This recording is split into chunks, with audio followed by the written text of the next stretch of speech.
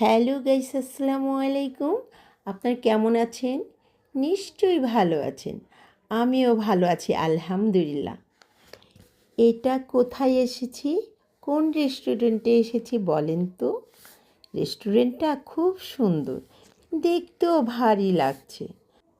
ওয়েটারদের ব্যবহার অনেক ভালো ছিল। রেস্টুরেন্টের ভিতরটা অনেক বড় জায়গা, তাই না গাইস? ঝাড়বাতিগুলো অনেক সুন্দর, গাছগুলো বাহারি রকমের। ভাবিরা মিলে অনেক গল্প করলাম, অনেক আনন্দ করলাম।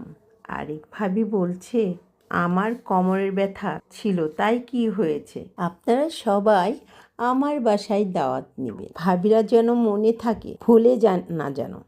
ঝাড়বাতিগুলো অনেক সুন্দর, সুন্দর করে ডেকোরেশন করেছে, অনেক সুন্দর লাগছে।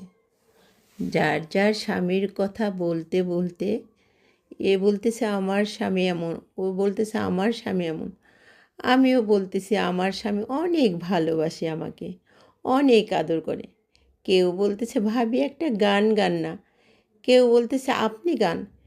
এমনি করতে করতে আমাদের আনন্দ, হাসি খুশি ভরা দেখতেই আমাদের খাবার পৌঁছে গেল। এই ঝাড়বাতিটাও অনেক সুন্দর, অনেক সুন্দর করে রেস্টুরেন্টটা সাজিয়েছে।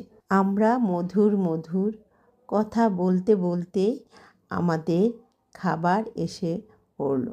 যার যার স্বামীর কথা বলছি, যার যার ফ্যামিলির কথা বলছি, যার যার হাজব্যান্ডের কথা বলছি। মধুর মধুর কথা বলতে বলতে আমাদের সময় কেটে যাচ্ছে। আর বাচ্চারা পরীক্ষা দিচ্ছে ওইদিকে। বাচ্চাদের জন্য আমরা বলছি যে বাচ্চারা যদি আসতো আমাদের আরও মজাটা বেড়ে যেত।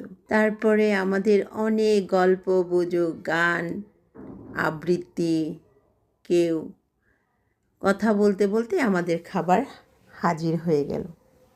খাবারের মানটা আরও ভালো করতে হবে।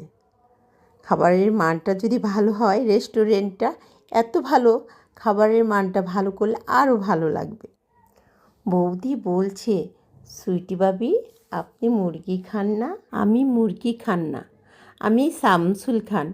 আর এই কথা বলতে বলতে ভাবিরা হেসে ফেলল। হ্যাঁ, আমি তো শামসুল খানই।